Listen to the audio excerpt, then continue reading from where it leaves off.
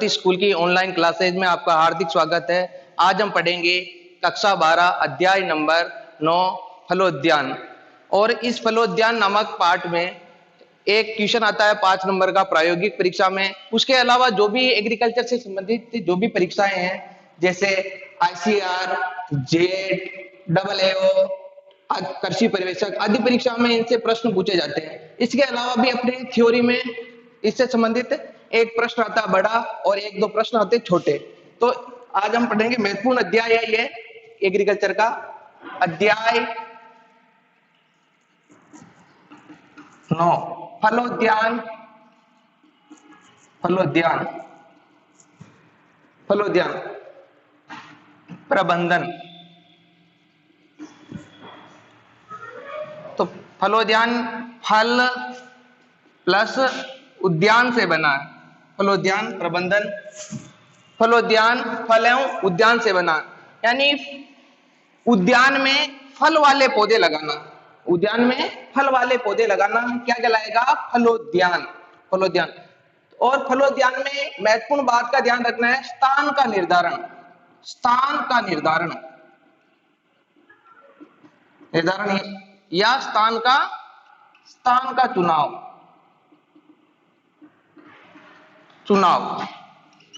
स्थान का चुनाव। तो स्थान का चुनाव कैसे किया जाएगा? स्थान के चुनाव के लिए निर्धारित बिंदु क्या है? तो ये महत्वपूर्ण फैक्ट है कि स्थान का चुनाव कैसे किया जाए। तो फलोद्यान लंबी अवधि के लिए निर्धारित होता है। फलोद्यान लंबी अवधि के लिए निर्धारित होता है, इसलिए स्थान का निर्धारण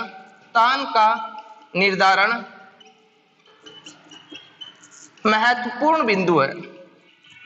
महत्वपूर्ण बिंदु है। अब आता है कि स्थान का निर्धारण करने के लिए किन किन बिंदु की आवश्यकता होगी, किन किन तथ्यों की आवश्यकता होती है। तो स्थान फलोद्यान एक लंबी अवधि के लिए निर्धारित होता है, इसलिए स्थान का निर्धारण महत्वपूर्ण बिंदु है।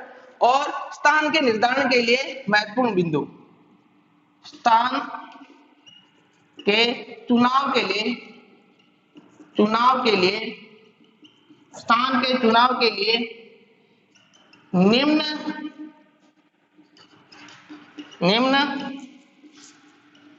बिंदुओं का अध्ययन किया जाता है। तो स्थान के चुनाव के लिए निम्न बिंदु का अध्ययन किया जाता है, जिसमें पहला जो बिंदु आता है वो आता है जलवायु। कौन सा आता है? जलवायु ने क्लाइमेट। तो क्लाइमेट स्थान के निर्धारण के लिए जलवायु एक महत्वपूर्ण कारक होता है, क्योंकि प्रत्येक फसल के लिए या प्रत्येक जो पौधा है उसके लिए विशेष प्रकार की जलवायु होना आवश्यक है। तो पहला है जलवायु।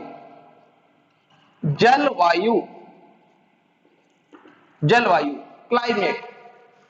तो स्थान के चुनाव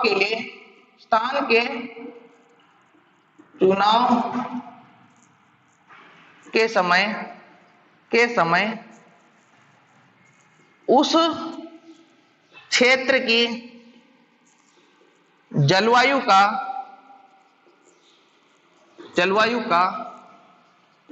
निर्धारण करना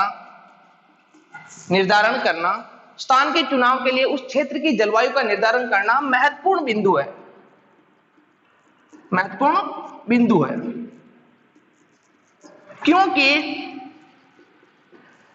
क्योंकि जो प्रत्येक पौधा होता है, प्रत्येक वृक्ष होता है, क्योंकि प्रत्येक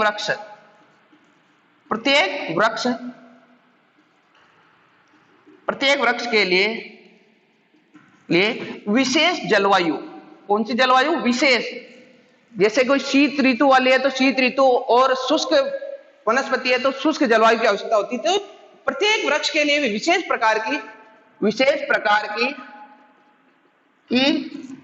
प्रकार की जलवायु की आवश्यकता होती है। आवश्यकता होती है, जैसे शीत जलवायु। शीत जलवायु में निम्न पौधे उगाए जाते हैं, जैसे सेब है। इसे ग्रीष्म ऋतु में हम नहीं उगा सकते क्योंकि ये कौन सी जलवायु का है, शीत जलवायु का है। इसलिए हमने कहा कि तो प्रत्येक वृक्ष के लिए विशेष प्रकार की जलवायु होती है। सेब है, उसके बाद है काजू है, बादाम है, अखरोट है, और भी बहुत सारे पौधे हैं जिसे हम शीत जलवायु के रूप में उगा सकते हैं। बाकी जो जैसे बेर है, करौंदा है, खजूर है आदि को हम शुष्क जलवायु में उगाते हैं, तो उसे शीत जलवायु में हम उगा नहीं सकते हैं। क्यों? क्योंकि वो शीत जलवायु के लिए अनुकूल रहते हैं। तो शुष्क जलवायु, शुष्क जलवायु वाले पौधे हैं जैसे खजूर, शुष्क में भी रेगिस्तानी इलाके में होती खजूर, करौंदा, आंवला, खजूर। तो शुष्क जलवायु में खजूर, करौंदा, आंवला आदि उगाए जाते हैं आदि। और इसमें एक मुख्य और होता है जैसे बेर, बेर आदि। इसके अलावा आता है जलवायु के अलावा दूसरा जो महत्वपूर्ण कारक आता है जिसका नाम है भूमि। यानी भूमि, जलवायु के बाद जो दूसरा तथ्य आता है भूमि। क्यों? क्योंकि विशेष जो वृक्ष होते हैं उसके लिए विशेष प्रकार की मृदा की आवश्यकता होती है। वैसे जो फल वृक्ष जो लगाते हैं हम, उसके लिए बलुई और बलुई दोमट मृदा की आवश्यकता होती है। तो सर्वाधिक जो फल वृक्ष वृद्धि करते हैं वो किस मृदा में करते हैं? बलुई और बलुई दोमट। इसके अलावा भी कुछ जो फल वृक्ष होते हैं जो विशेष मृदा, जैसे जलोढ़ मृदा है, कुछ कछारी मृदा है, कुछ काली मृदा है, तो उसके लिए विशेष मृदा की आवश्यकता होती है। तो अलग अलग अलग अलग जलवायु के अनुसार अनुसार अलग अलग जलवायु के अनुसार फल वृक्षों के लिए ये विशेष मृदा की भी आवश्यकता आवश्यकता होती है। जैसे अलग अलग जलवायु के अनुसार फल वृक्षों के लिए विशेष प्रकार की मृदा की आवश्यकता होती है। जैसे जलोढ़ है तो जलोढ़ मृदा की आवश्यकता होगी, तो विशेष प्रकार की मृदा की आवश्यकता है। पर जो फल वृक्ष है सर्वाधिक जो वृद्धि करते हैं वो किस मृदा में करते हैं? तो फलोद्यान के लिए सर्वाधिक बलुई एवं बलुई दोमट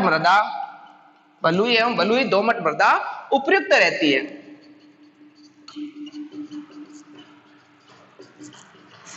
फलोद्यान के लिए सर्वाधिक बलुई और बलुई दोमट मृदा उपयुक्त रहती है। अधिकांश जैसे आम है, जो सारे फल होते हैं उसके लिए बलुई और बलुई दोमट मृदा अधिकांशतः उपयुक्त रहती है।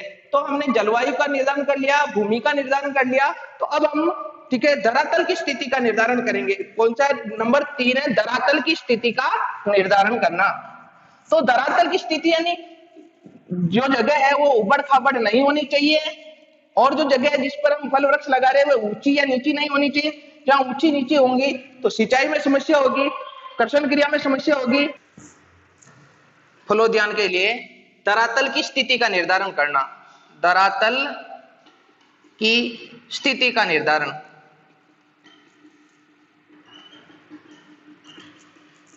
करना। तो स्थान के चुनाव में जो चौथा महत्वपूर्ण बिंदु है वो है धरातल की स्थिति का निर्धारण करना। धरातल की स्थिति का निर्धारण कैसे करेंगे? जैसे कि फलोद्यान लगाएंगे तो उबड़ खाबड़ भूमि में फलोद्यान लगा ही नहीं सकते हैं, तो सबसे उपयुक्त रहती है तो फलोद्यान का चुनाव करते समय जो समतल भूमि का चयन करना चाहिए। तो फलोद्यान लगाते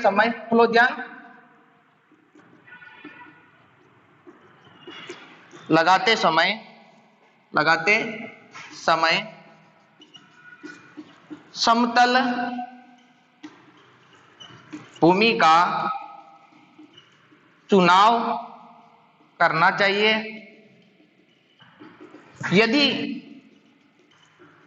यदि जैसे कोई मृदा है, जैसे दर भूमि है वो नीची या ऊंची है, तो क्या होगा, एक तो कृषण क्रिया में समस्या होगी और एक सबसे ज्यादा समस्या होगी वो मृदा क्षरण, मृदा की ऊपरी सतह का, उपजाऊ सतह का अपने स्थान से हट जाएगी, तो यह मृदा क्षरण की समस्या हो। तो यदि ऊंची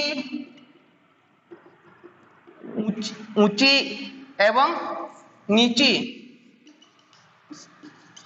मृदा में कृषण क्रिया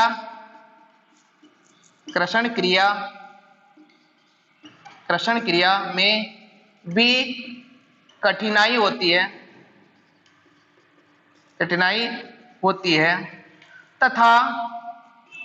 तथा ऐसी भूमि पर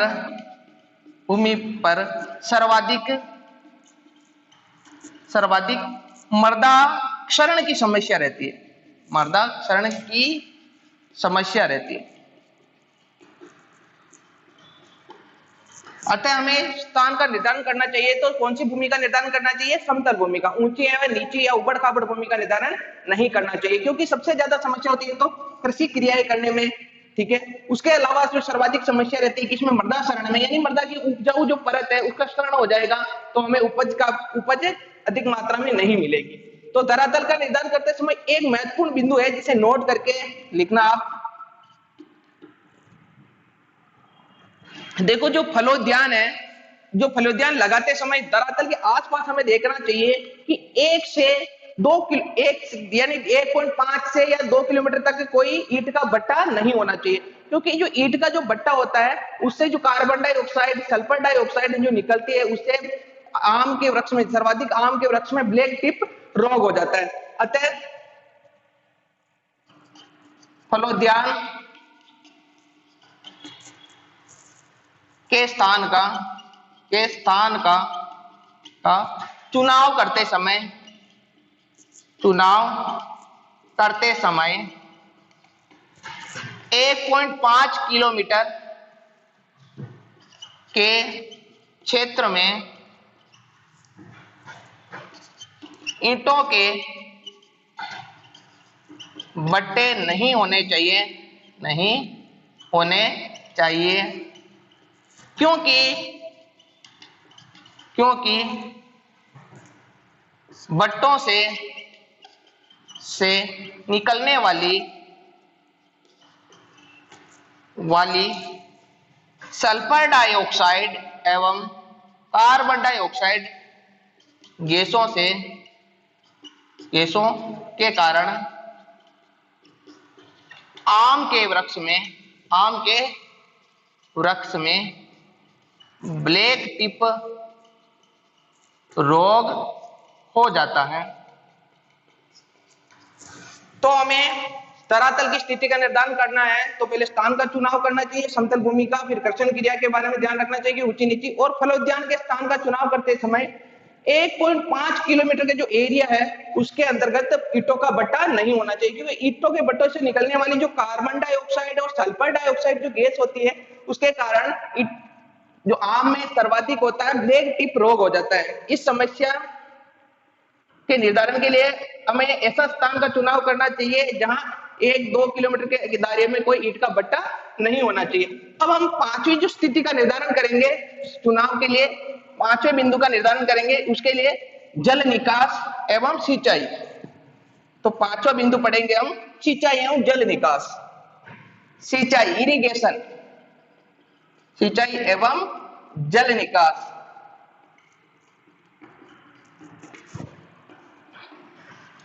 पांचवा बिंदु है सिंचाई एवं जल निकास। तो फल वृक्षों के लिए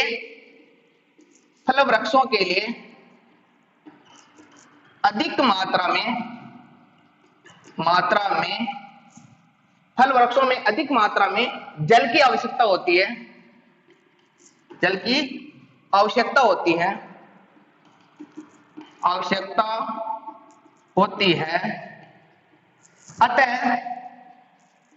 अतः स्थान का चुनाव करते समय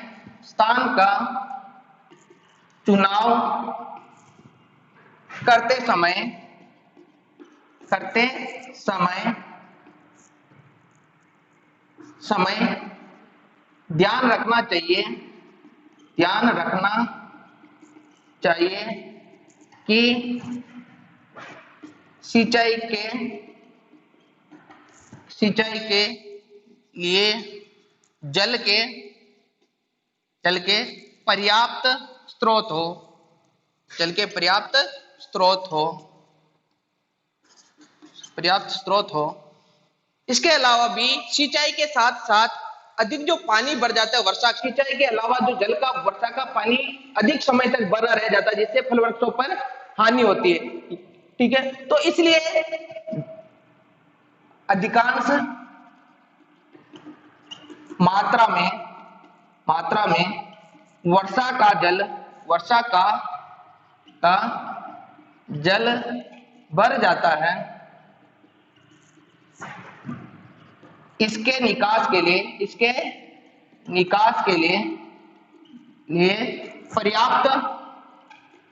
पर्याप्त व्यवस्था होनी चाहिए,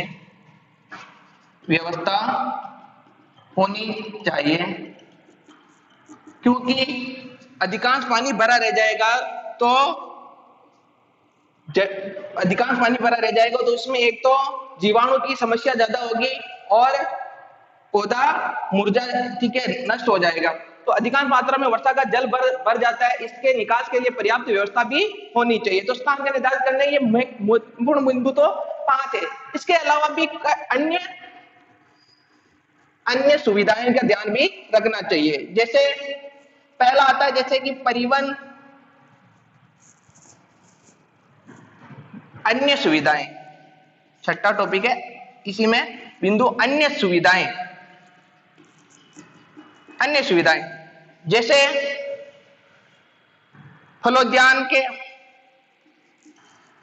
परिवहन एवं यातायात की सुविधा होनी चाहिए। यदि हम फल वृक्ष के पास परिवहन या यातायात की सुविधा नहीं है तो हम अपने जो फल है उनको दूर बाजार में नहीं पहुंचा सकते हैं। इसलिए हमें सस्ते और पर्याप्त मात्रा में परिवहन की आवश्यकता होती है, इसलिए सस्ते परिवहन होने चाहिए। उसके बाद कुशल एवं अकुशल मजदूरों की आवश्यकता होती है। तो पर्याप्त मात्रा में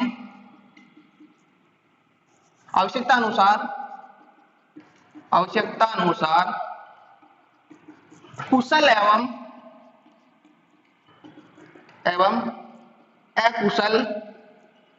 कुशल मजदूरों की आवश्यकता अनुसार कुशल एवं अकुशल मजदूरों का होना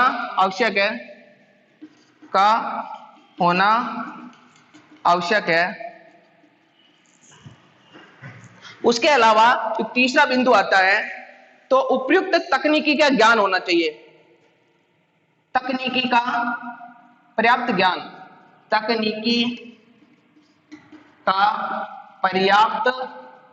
ज्ञान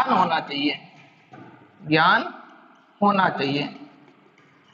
जैसे फसलों में हम आम के वृक्ष लगा रहे हैं तो हमें, ठीक है, इनार, ये सारे जैसे एयर लर्निंग, इपिकोटाइल ग्राफ्टिंग आदि के बारे में जानकारी होना चाहिए, जिससे हम फल वृक्ष में और तकनीकी ज्ञान। इसके अलावा भी नजदीकी बाजार होना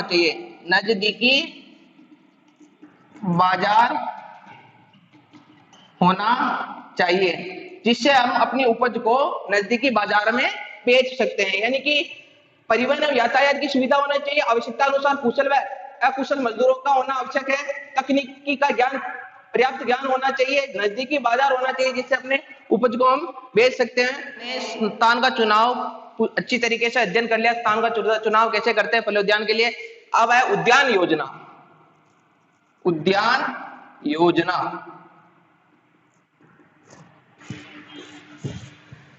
फलोद्यान लगाने से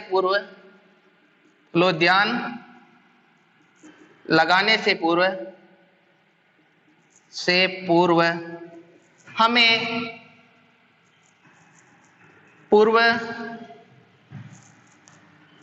पूर्व निर्धारण करना, पूर्व योजना के बारे में, योजना के बारे में, बारे में निर्धारण करना आवश्यक है। फलोद्यान लगाने से पूर्व हमें पूर्व योजना के बारे में निर्धारण करना आवश्यक है, क्योंकि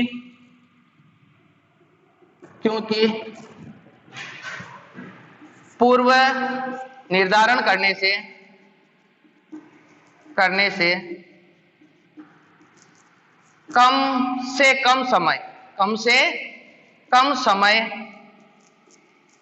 कम से कम समय में अधिक लागत, अधिक उत्पादन प्राप्त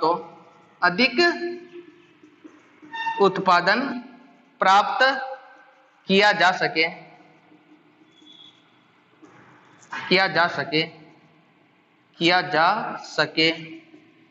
तो हमें फलोद्यान लगाने से पूर्व हमें पूर्व योजना के बारे में निर्धारित करना चाहिए, क्योंकि पूर्व निर्धारण करने से हमें कम से कम समय में अधिक उत्पादन प्राप्त कर सकते, तो हम अधिक से अधिक उत्पादन प्राप्त कर सकते हैं या किया जा सकता है। तो अधिक से अधिक उत्पादन किया जा सकता है। उसके अलावा भी हमें फलोद्यान योजना बनाते समय किन किन बातों का ध्यान रखना है? फलोद्यान योजना बनाते समय निम्न बिंदुओं के बारे में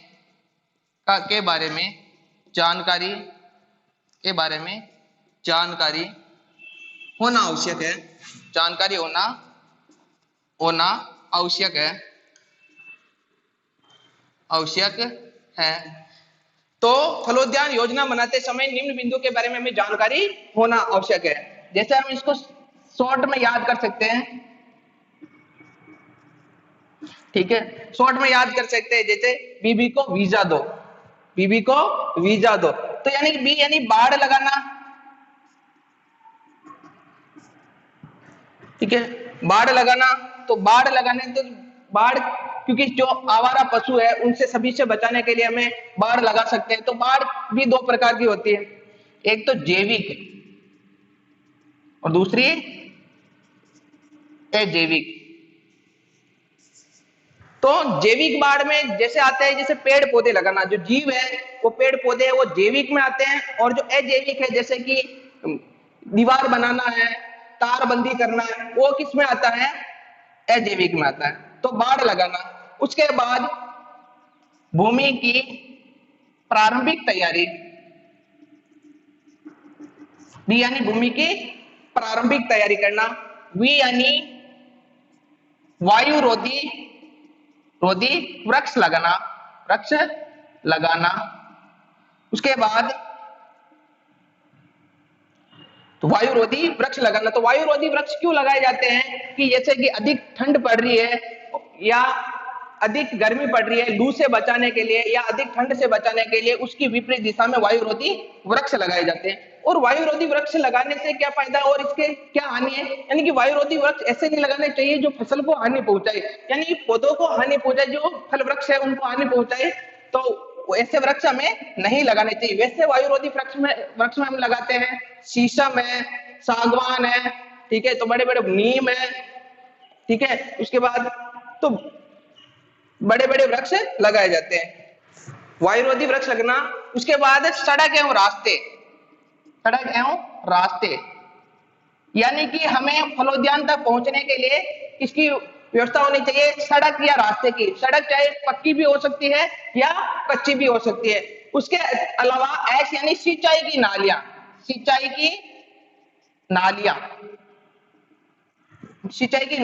रास्ते, ठीक है, सिंचाई की नालियों का निर्धारण करना। उसके बाद ए यानी आवास एवं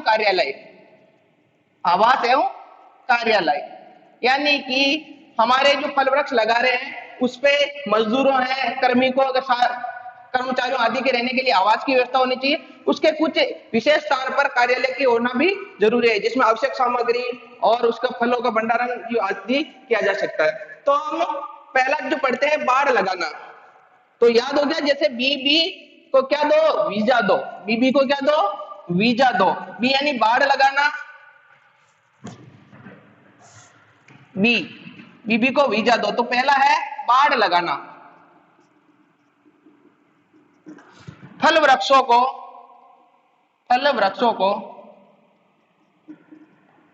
को फल वृक्षों को जानवरों एवं जानवरों आदि से बचाने के लिए उसके चारों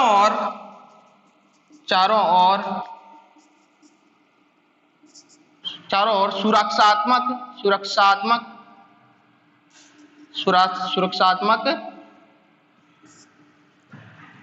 बाड़ की जाती है।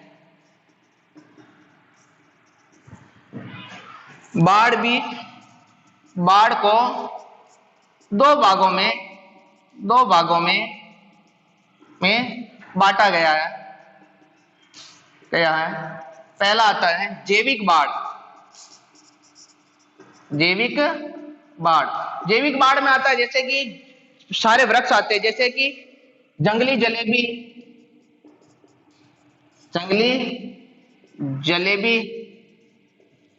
जलेबी के अलावा आता है करोंदा, उसके बाद आता है बबूल,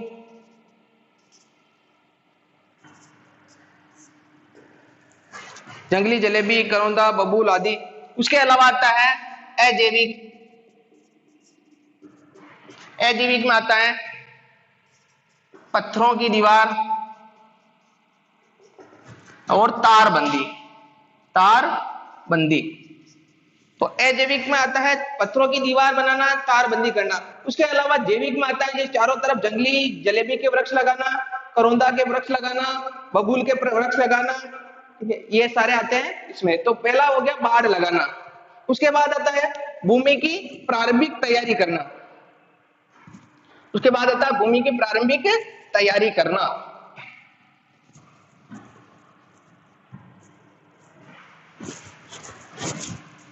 भूमि की प्रारंभिक तैयारी करना। तो दूसरा है भूमि की प्रारंभिक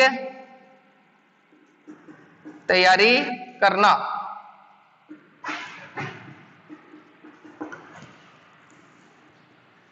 भूमि की प्रारंभिक तैयारी करना।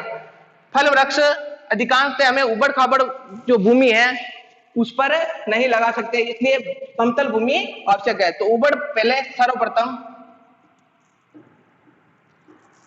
भूमि को समतल कर दिया जाता है तथा जिस स्थान पर हम फल वृक्ष लगा रहे हैं तो उस स्थान पे क्या करते हैं, खरपतवार आदि को हटा करके